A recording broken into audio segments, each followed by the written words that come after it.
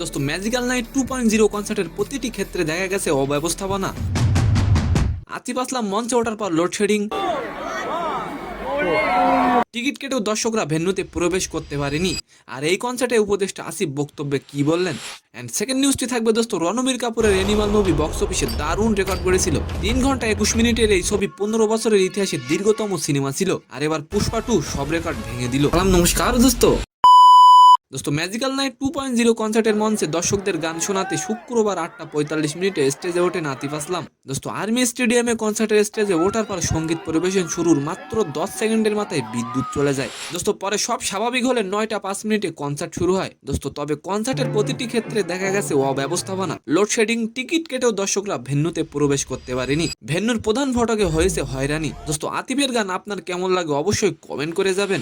Magical 2.0 কনসার্টে উঠে আসিফ মাহমুদ বলেন, নতুন বাংলাদেশ গড়ার জন্য আমরা একসাথে কাজ করব। তাছাড়া তিনি 5ই আগস্ট ছাত্র জনতার ইতিহাস তুলে ধরেন। কনসার্টকে কেন্দ্র করে এদিন উত্তরা থেকে মহাখালী সড়ক পর্যন্ত ছিল ট্রাফিক জ্যাম। এতে করে বিমানবন্দরগামী ও বিদেশ ফেরত যাত্রীদের ভোগান্তিতে পড়তে হয়। সেকেন্ড নিউজটি হলো আগামী 5ই ডিসেম্বর মুক্তি পাবে পুষ্পা 2 সিনেমা। ভারতীয় সংবাদ মাধ্যম অনুসারে রণবীরের অ্যানিমাল বক্স অফিসে দারুণ রেকর্ড করেছিল। 3 ঘন্টা 21 মিনিটের এই ছবি ছিল 15 বছরের ইতিহাসে দীর্ঘতম হিন্দি সিনেমা। আর এবার সেই রেকর্ডও ভেঙে ফেললেন পুষ্পা 2। পুষ্পা 2 সিনেমার রান টাইম 3 ঘন্টা 22 মিনিট। পুষ্পা 2 টিজারে আল্লু অর্জুনের শাড়ি পরা লুক সবার নজরে আসে।